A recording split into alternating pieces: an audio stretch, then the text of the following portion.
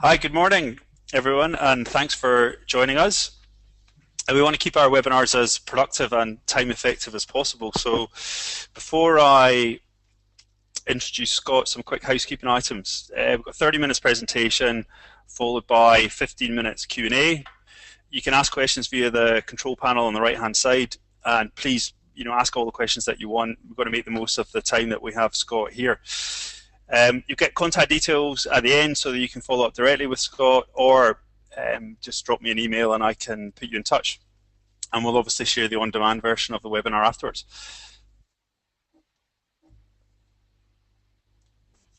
So Scott is a partner at Brainrider, who are Toronto-based and one of North America's leading marketing services companies. They specialize in helping B2B companies around the world achieve better marketing results by engaging prospects and customers with better content, expanding their digital presence with a better website, acquiring and retaining more customers with better marketing programs, and executing better marketing process.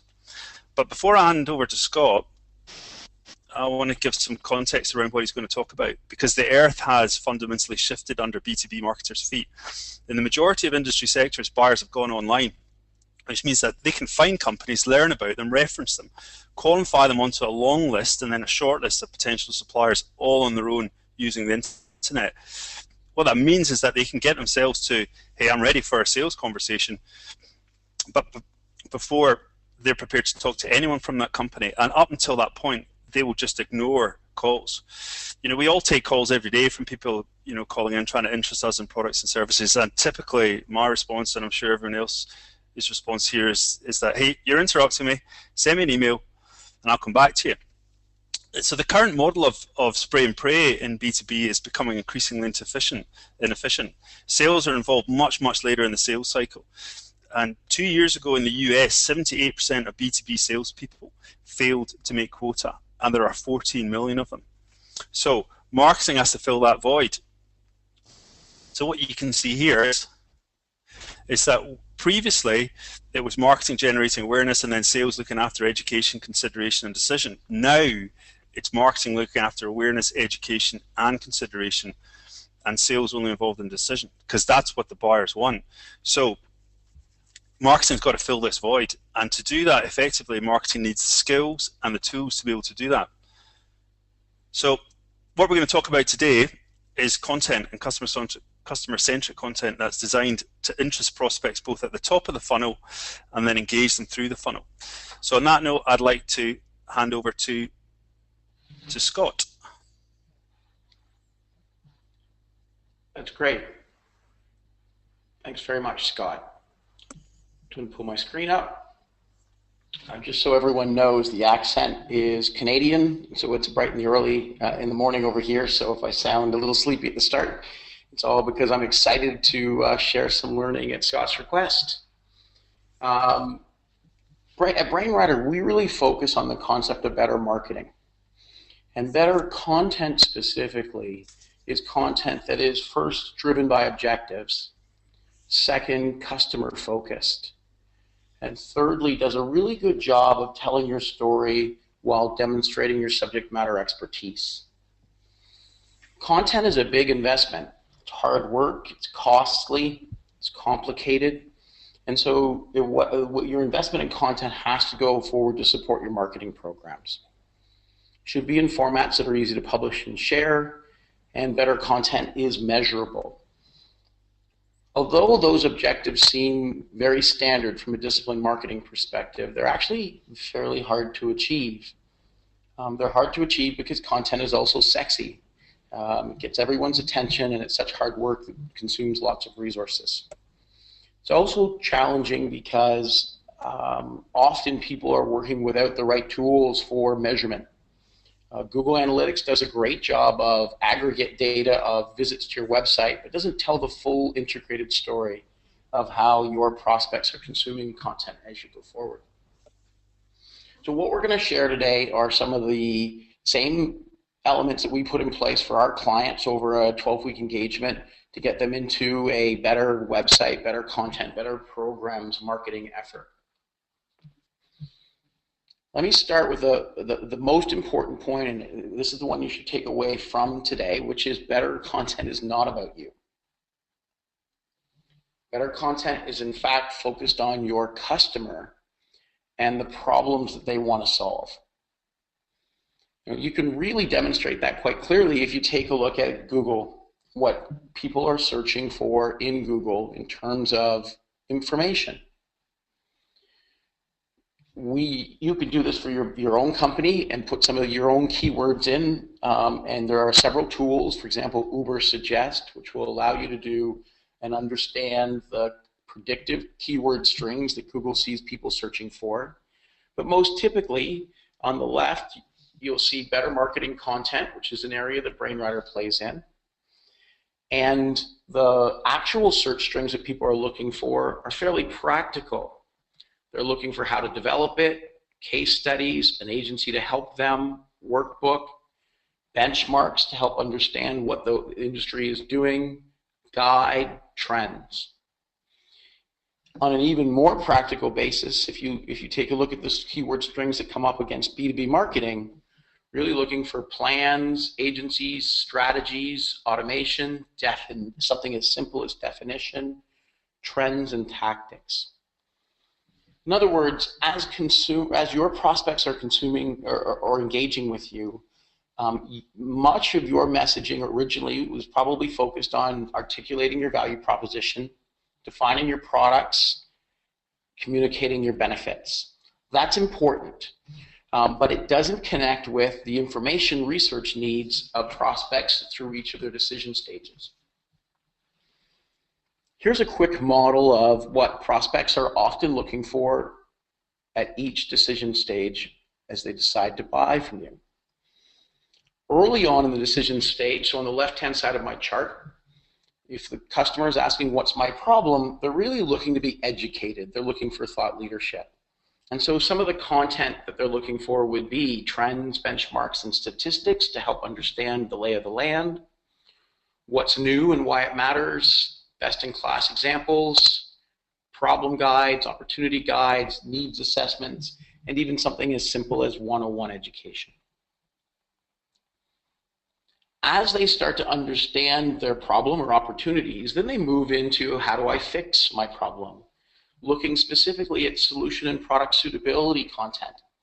So this is not yet content that's about you and your brand. It's still very much content focused on your customer and what your customer wants to know about solutions and solution comparisons. And so solution guides, pitfall analysis, readiness and suitability assessments, strategy and planning templates, even how to select the right vendor and build their budgets. Those are all critical decision elements for complex B2B sales. That's information that you would have access to internally and that often your sales teams help prospects with. But there's an opportunity to capture and engage prospects earlier on in their decision process. Scott talked about how the funnel is changing. And one of the most fundamental elements is that sales is getting involved in the funnel later and later because more and more information is available either through internet research or through social media or through online communities or through trade journals. But the content that's being published into those channels by most B2B brands is really focused still in the last column. Are you right for me? So decision, support credentials, information like pricing, access to subject matter experts, implementation plans, delivery examples, vendor comparisons, and data sheets. There's a real opportunity when you're thinking through your content to try to identify what content applies to your prospect at which stage and how those stages align with your objectives. And most typically, if you're looking to acquire prospects before they're in the final stage of decision making, then the kind of content that you need in your marketing arsenal is what's my problem or how do I fix my problem. If you're looking to nurture prospects that are already in a mailing list or that you have permission to contact, then in fact the content they engage with can cover all three stages of the decision making. And they may be continuing to refine their problem. They're definitely looking to understand solutions and how to compare them. And they're Ultimately, you want them to be looking to your credentials and assessing whether you're right for them. And that process is not linear. You can see using a marketing automation system like Pardot that many prospects go back and forth between those decision stage questions as they go forward with their buy. So if that's the challenge, building the right content against the right objectives, against different decision stages, how do you build a content strategy to guide and prioritize your effort? There's really 5 efforts I'm going to touch on. The first is prioritize your business objectives. The second is really focus on customer needs and pains. Third is organize your content from a customer perspective. Fourth is start with easier content formats, content topics, and fifth, measure and optimize what works. So if you are taking a look at your pipeline and you have great number of leads that are being acquired, you are successfully nurturing your leads, but you really need to qualify their sales readiness, then in fact you need to improve and merchandise and track prospect engagement with decision and support content. One of the most important pieces of content that any prospect looks for when they visit your website is in fact pricing information. Challenge around pricing information is for complex B2B sales and most B2B sales, it's really difficult to provide accurate pricing information and often competitively challenging. And so there's great debates internally about whether you should offer that page. Well, I can resolve that debate for you and let you know that you definitely should have a pricing page, even if that pricing page doesn't provide specific pricing. If you are in a complex category where your sale is very consultative, then you can explain the frameworks you use for pricing and the process for pricing. But by scoring a prospect who is repeatedly visiting a pricing page or visiting pricing pages after, for example, conversations with your sales reps, through the use of marketing automation integrated with CRM, so Pardot and Salesforce.com is a great example, then you can really qualify how ready to buy that prospect is and when to pour on the sales effort. Secondly is really focus your content around customer pains and needs. Most importantly, the practical one. The way that we handle that is a brainstorm with customer-facing team members. So your sales team, some of your product team, some of your support servicing teams, put them in a room and ask them to share with you the questions that customers are asking as they go through the decision to buy. And those questions most typically start with more practical beginnings. How do I? How to? Do I need more or less? Should we? Comparing or choosing. You can extract from your customer-facing teams verbatim prospect questions on those topics that will give you a really good indication of some of the content that should be developed. So how do I compare your solution? How do I plan for your solution? How do I budget for your solution? But make sure you're not genericizing the questions. Verbatims or the actual language that prospects are using will make your content much more findable and relevant to prospects who are consuming it. Next major step in the strategy is organizing your content by customer pains and needs. Many clients that we work with do have a resource center. It often has much less content and much less relevant content in it than it should. But typically it's organized by format. So it might be organized as webinars, as case studies, as white papers. And the challenge with that kind of organization of content on your website or in your marketing is that it doesn't actually target clusters of needs and pains against a specific audience. So if I'm researching, I'm not researching white papers, I'd be researching a subject like content marketing. So you're much better off organizing your content into those subject areas and combining white papers, webinars, videos, brochures together in the same unit. You can see an example of this page. Empathica is a global client that we've worked with. They are in the customer service, customer experience business. And they've identified really 4 topic areas that their prospects go through as they're researching and moving through the decision to buy. The first is understanding why implement a experience management program. The second is, what are best practices for setting up and running a customer experience management program? The third is, how do I build loyalty, advocacy, and acquire more customers? And then the fourth is what to consider when choosing a customer experience management vendor. On top of that, they lay all of the About Us content that they previously had, describing why Empathica, products and services, About Us, our press and credentials. But by focusing their resources and organizing their resources into customer-focused pain categories, they make their content much easier to find and make the amount of content that they have appear more relevant and therefore more valuable. Our next big strategic recommendation is start with lighter content.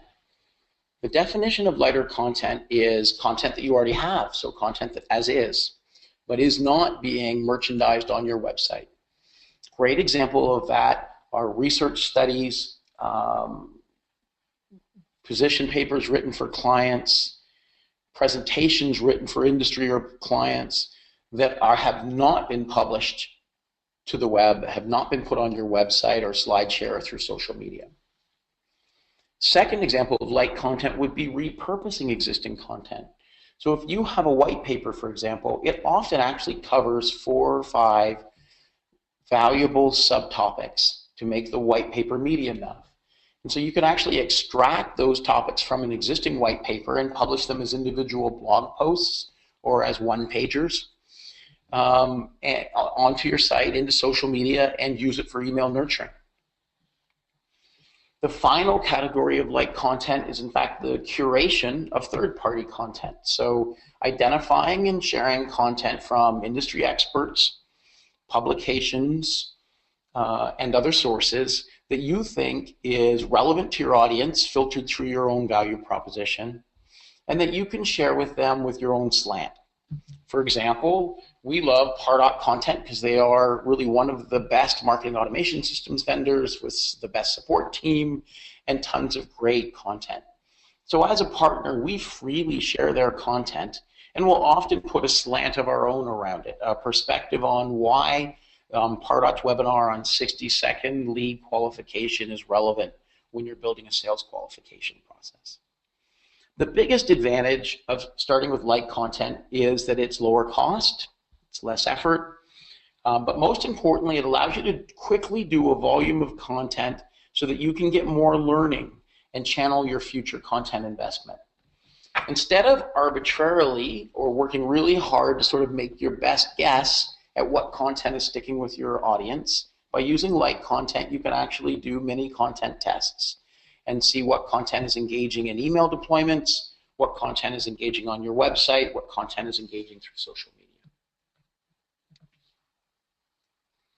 And in the end, you end up with a website that becomes both your credentials, so it supports people with deciding to buy from you, but also expands the amount of content that you're offering, filtered through your value proposition and targeting customer needs and pains, so that your website and your marketing actually become useful, relevant, and valuable materials for your audience. That will both credentialize your subject matter expertise, which is often hard to do if you are in a complex consultative business. And so by demonstrating your expertise and sharing it, you actually very much prove that you know it. It also increases SEO value of your website, not only by increasing the keyword density, but more importantly, by making your content worth going to, and therefore worth indexing for Google and worth ranking for Google. Final piece is measuring results. And although there are many metrics that can be used in content marketing and B2B marketing overall, we actually very much focus on simplifying your performance measurement and relying on tools and the built-in reports within most of those tools to give you a great picture of what's happening. And for content specifically, there really are 3 metrics that we look at. What topics are bringing in or attracting prospects? And so that's measured through Google Analytics and their measurement of landing pages. And if you construct your site in such a way that your content sits on discrete pages, and each of those pages is SEO optimized so it gets a great Google page rank, then you'll get a really good sense of what content is attracting traffic to your site. You can then do a further audit on that traffic to see how engaged it is, both from time on site and page views, but more importantly using a prospect analytics tool like Pardot to understand what content your prospects are consuming as they visit. The next big one is file statistics, so hosted content, one-pagers that require a click to download. The great side of clicking to download is it's an action taken by a visitor, and so it really gives you an indicator of higher level engagement with that content. So when you're nurturing prospects or when you're qualifying sales readiness, you really want to be evaluating actions. And so in email nurturing that you send out or in sales readiness content, make sure that they can click to download it. You don't necessarily have to gate all of that content. And using a marketing automation tool like Pardot, it does a terrific job of giving you reports on what content has been accessed, and so what's your most popular content. But you can also report on what content has been accessed by high-value prospects, either based on their opportunity value or based on their grade. And then the final report that we look at from content performance perspective is form statistics. So it's getting increasingly hard to have prospects fill in forms without offering them corresponding value. And so the B2B marketers that are succeeding in attracting, acquiring, nurturing, and converting more prospects are those B2B marketers who are successfully offering content value that's motivating enough for prospects to fill in short forms. And so form statistics is another great example of content value measurement, and you can connect it quite directly to your sale. Okay, that's the theory. What I want to do is actually take that theory a little bit more practically over the next 10 minutes or so. And so we often do this. In fact, we offer a free audit for our prospects who are qualified, and we'll do the same thing today, which is we'll take a look at the content of two B2B volunteers, marketers who've offered up to be reviewed in today's webinar, and we're going to really taking a look at whether their content is customer focused, the ability to do some more light content, how to make it more findable, and then a little bit on how they could measure it to see what's performing. So Jumpstart is a volunteer provided by Scott. It's a terrific proposition, beautiful and smart website. There is lots to say in a very positive vein about Jumpstart's website and web presence. Just to give you a little background, their target audience, they're really primarily targeting UK accountancy firms, the senior partners. They are channel partners for Jumpstart. Jumpstart's solution is high quality R&D tax relief consulting. But often the gatekeeper or influencer in that decision is the accountant. And so Jumpstart has taken a channel strategy to address that market. And therefore, one of their key objectives is to generate new accountant referral opportunities. So if I take a look at their website against that objective, first thing I see is they actually have done a great job of customer-focused navigation.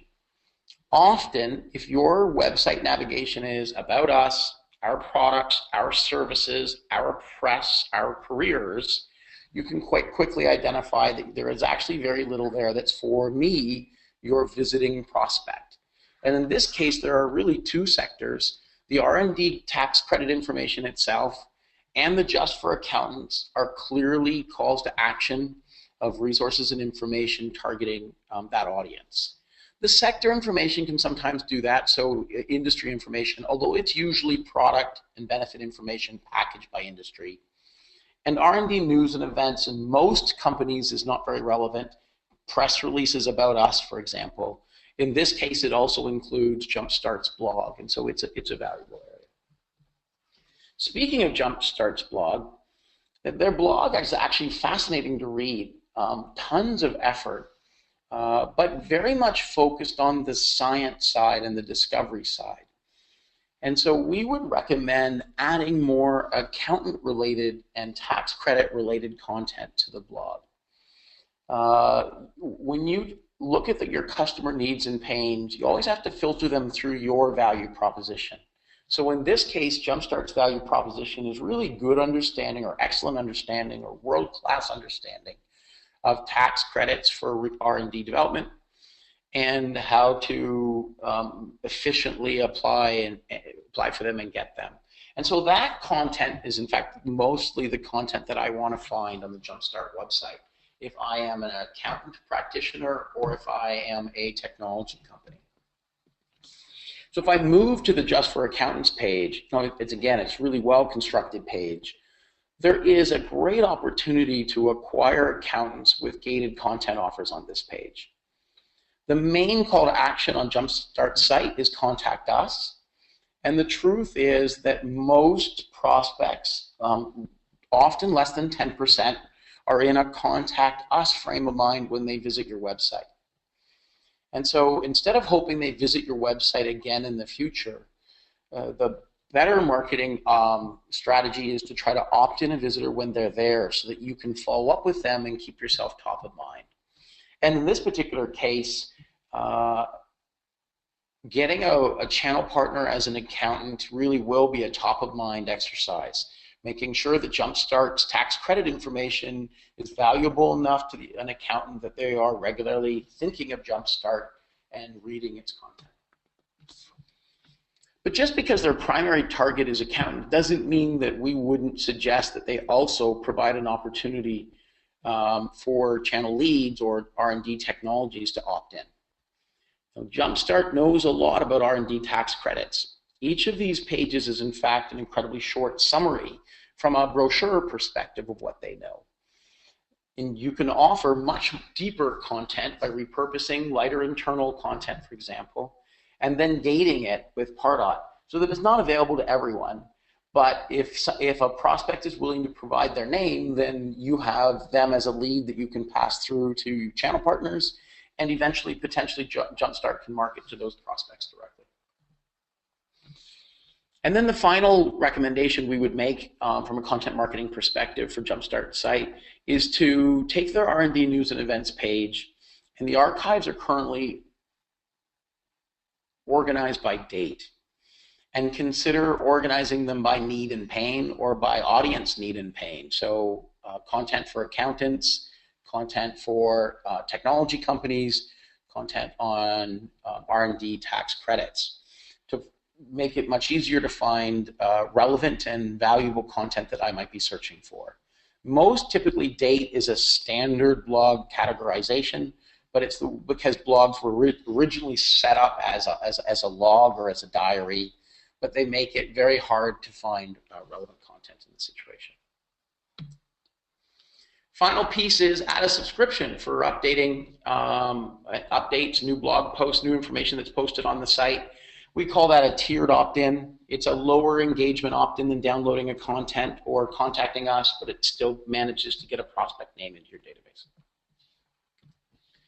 Got just a couple minutes left, so what I'm going to do is move to the next example, which is GPS Insight.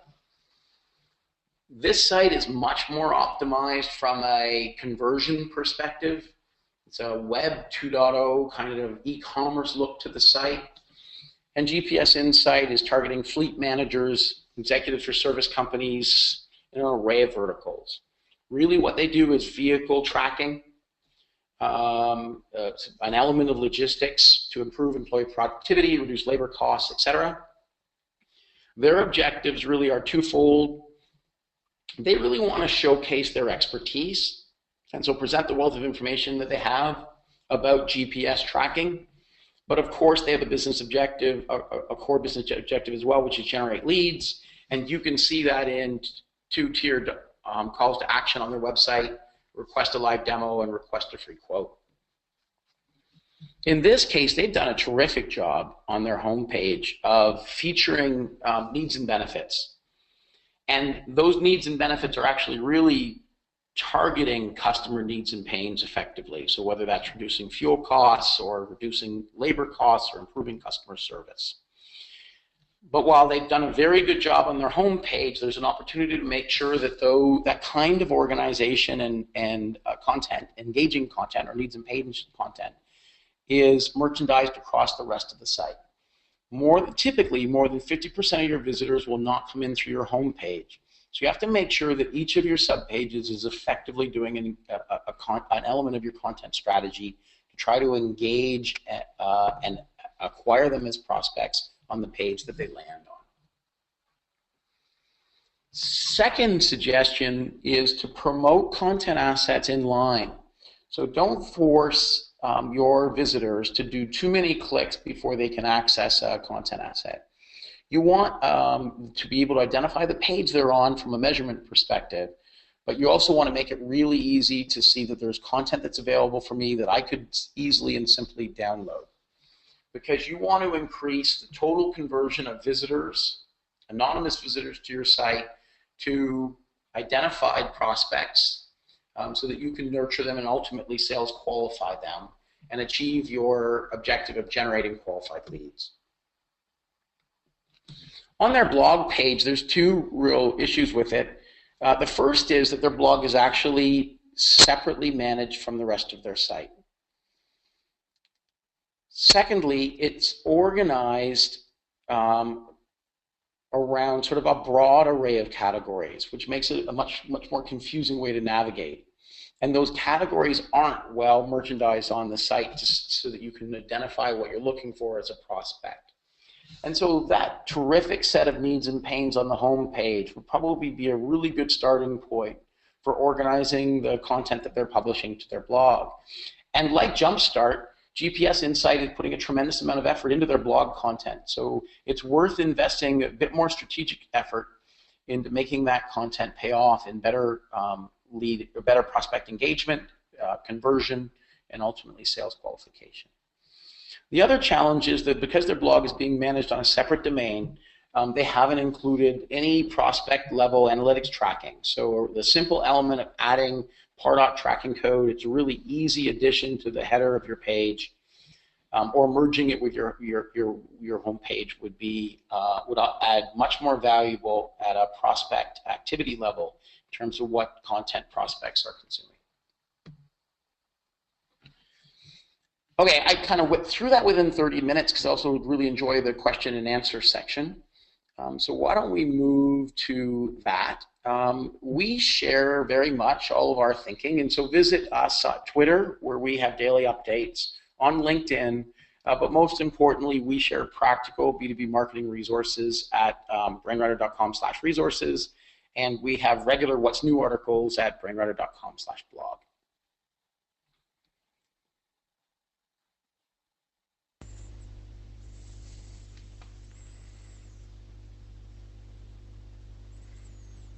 First audience question I see is the webinar being recorded? I'd like to show it to colleagues that were unable to attend. And yes, McRae and Company has recorded it and will publish it and share the deck as well. I've got some questions as well, Scott, here, and I thought that was excellent. So some ones that I've got are, how do you choose when to form protect or gate the content and when not to?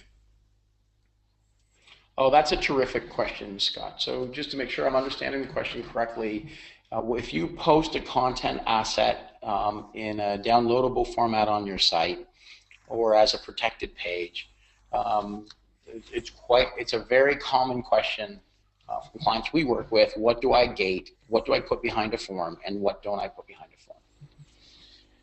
There's really two answers to that question. The first is you do want to be gating content on your site because you have an objective of capturing prospects or acquiring prospects.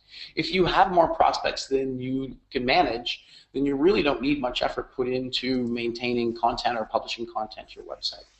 But for most B2B companies that we work with, lead generation is a top objective. And so by gating content, you're going to acquire more leads.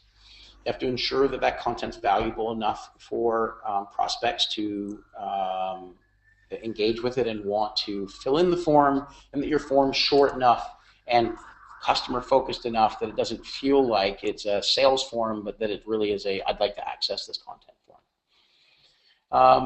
If the content is lighter and less valuable, or the content is more about you, and so you want to get it into the hands of your prospect, for example, sales sheets or product information, then those are situations where you might not gate it.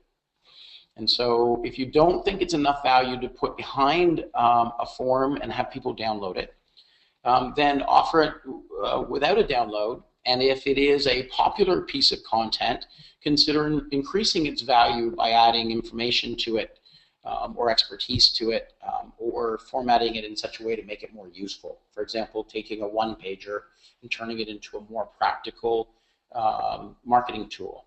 A great example of that on the Brainrider website is understanding B2B marketing budgets, which started off as a blog post. That blog post actually got a great amount of traffic, and so we turned that into a more practical, downloadable tool where you can plug in your marketing budget into an Excel sheet, and it will break it out by category or by marketing activity. That's the first answer. The second answer is cheat. There is nothing that says that you can't do both. You can provide the exact same information in gated formats and ungated formats. So you can take a two-page guide and have that be all the information that's on a web page on your site or a blog post on your site, but merchandise it as a specific downloadable PDF. There's often value in format for prospects, and more importantly, highly motivated or highly engaged prospects will be much more willing to fill in a form. And so by filling in a form to achieve that, to access that content, they are really putting up their hand saying that they have increased value as a prospect. But by publishing it in other formats on your website, you still get the SEO value of that content, you still get the prospect engagement value of that content. Did that make sense, Scotty? Yeah, I thought that was great. So I've got a question for Rob, but which is about differences between American and UK content and call to actions and titles, and how that impacts on content developers who have multinational stroke international prospects and clients. That's a terrific question, Rob. The first challenge on multinational clients, and we've worked on several, is language. And the language question when it comes to content marketing is tricky because the expense of translation and adaptation can really add to the budget that you need to do content marketing effectively. Depending on your category and what market you're from, however, our experience has been that English content continues to be consumed across markets. And so really you need to do a blend of in-language content and English content, and then use content analytics or content metrics to identify where to invest translation and adaptation. In cases where, for example, the UK and North America, where language isn't the primary challenge, but more style and cultural elements, our recommendation is really do a very good understanding of your target audience and profiling their needs and pains, and go into the verbatim, so go into customer language and how they describe it. Titles are always challenging, and so we tend to use role or function drop-downs as opposed to titles for segmentation. But we actually prefer to set up segmentation which is explicit, where a prospect is able to identify the category of content or the needs and pains that they're interested in information for. And in that case, you have to make sure that you're describing those needs and pains in language that is either universal or providing options that cross cultures. And then you get the nuance. Do you spell American English or British or UK English or the Canadian variant? But those are minor considerations if your content is valuable enough. The most important piece is, as you are asking what are your customers' needs and pains, make sure you're getting input from each of the markets that you operate on, and that input is verbatim. Great. So we've got a few minutes left. I've got another couple of questions. The first one is, so how do you determine what part of the buying process a content asset is most aligned to? Terrific question. That can actually be very challenging because prospects often don't do a linear buying process. So they'll go back and look at problem content when they're doing their final evaluation, for example. They might be looking for benchmark statistics to support presentation to a decision committee. The first area is to keep it simple. Often the models of your pipeline or the buying process are quite complex, and they do identify real buying situations, but applying that complexity to content marketing becomes very challenging. And so early, mid, late sales readiness qualification can be quite meaningful from a sales perspective, but from a marketing content perspective, it's much harder to identify the content differences in that area. And so we kept the model simple to 3 main stages. There are some fundamental differences within that content, and we use that content to inspire the development of topics across potential decision stages. And then we use prospect level audits. So using a tool like Pardot, where you can actually take a look at that prospect's activity through their full decision process and understand what content they went and accessed, what content they went back and accessed, which I think you'll find very interesting, and what content they were engaging with just before they bought. And so that kind of anecdotal evidence can give you a better assessment of what content's working as sales readiness content, for example. Because it's B2B, you'll never get a statistical model like a B2C client will. And so really prospect level audits are one of the most insightful ways to understand how your content's being consumed and used. Great, and the last one. So when you come across, or when you start to work with a company that is already running a marketing automation platform, so they have a platform that's underpinning all of their B2B marketing activity, how does that affect all of what you've presented today and what you've talked about? How does it change what the most important priorities are to focus on? That's a great question as well. It's actually very hard to do a good job of content marketing and better content without a marketing automation platform. And in fact, we're big fans of Pardot because it's a platform that is well suited to doing content marketing. Other marketing automation platforms are really more email tools, or they have other limitations that don't give you that same kind of visibility into the content that's being consumed by your prospects. And trust me, once your sales reps start getting meaningful activity data on the kind of content that's being consumed by prospects and the pain points related to that content. So for example, for Brainrider, we do website design and development. And when a prospect comes into our website and immediately consumes content about website design and development, it really helps the starting conversation for our sales rep or sales team when we reach out and contact that prospect, or even more importantly, when they reach out and contact us. If you're already using marketing automation, you have a leg up actually on this process. And so the biggest effect is it will change the value of the metrics that you get out of marketing automation and make them more useful.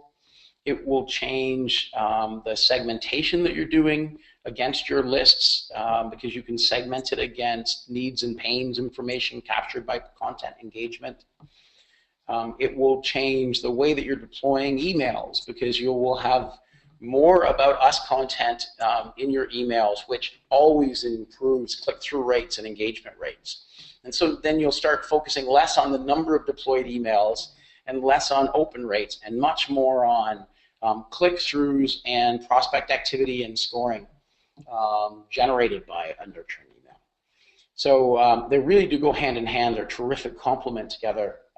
And really, if you start a marketing automation, you're going to need content. And if you've invested in marketing automation, you really will improve your results by doing better content, improving the way content's merchandised on your website, and integrating content into your programs. Was that a helpful answer? Yeah, no, I thought that was absolutely fantastic, and I mean, I know it's very early in the morning for you in Toronto, Scott. So I'd like to thank you for taking the time to join us. I thought that was a brilliant presentation of best practice for customer-centric content. I've got one last question here from Daniel. So, how effective is Pardo when it comes to social media marketing? How does it affect my marketing strategy from Facebook or LinkedIn, Twitter perspective? Do you want to cover that one off quickly, Scott, or so I can go for it? Why don't I do 1 minute, and then you can add on to that. The first thing that I would say is that B2B social really is growing as an effective tool to attract prospects, generate qualified traffic to your site. So on clients that we work with, Twitter, LinkedIn, not as much Facebook, but SlideShare very much, actually are often very important sources of qualified traffic. Not high volumes, but qualified traffic. But for your social media to work, it has to have content that is engaging, that's relevant and valuable. Relevant and valuable enough to click through. And so many companies use updates and about us information. You know, we have a new press release, we have a new product information, as opposed to content that is customer focused. This is information is relevant to you. Here's some new benchmarks. Here's a tool to compare vendors. And so if you switch your social media publishing focus to a mix of about you and about your customer content, you'll have higher levels of engagement, but also you'll have metrics that can let you test topics in a super light format so that you can know what to invest in as you develop your own content. And then I'll hand over the balance of the answer to you, Scott. Yeah, I think that, well, I think there's two sides to this question, or three sides. The one is, you know, one side is taking the content that you have and adapting it and refining it so that it has, you know, it's most suitable for the social media channels. The second thing is then the distribution and the publication of that. And the third area is tracking the impact. And so you need to do the first one on your own. Pardo and the marketing automation platforms do help with the automatic distribution of content through these social media channels. But I would personally say that each of them, Facebook versus LinkedIn versus Twitter, for example, they're all different animals, and they're all types of content is better suited to each other. So it's a challenge to automate that, and I would sort of counsel against it. But what's really, really important is to know that if your prospects are engaging with you in email, on your site, it's also really, really important to know that they're engaging with you in the social media channels, and Pardo tells you that, which I think is of fundamental importance. I agree, that's very smart. Okay, well, look, thank you everybody for joining us and for your time. We'll share the on-demand version, obviously, hopefully this afternoon, so that you can take it to colleagues that weren't able to attend and watch it again in your own time if you wish. But once again, I'd like to thank Scott from Brainrider in Toronto for joining us for an excellent session. Thank you very much. Thank you. The organizer has ended the session, and this call will be disconnected. Goodbye.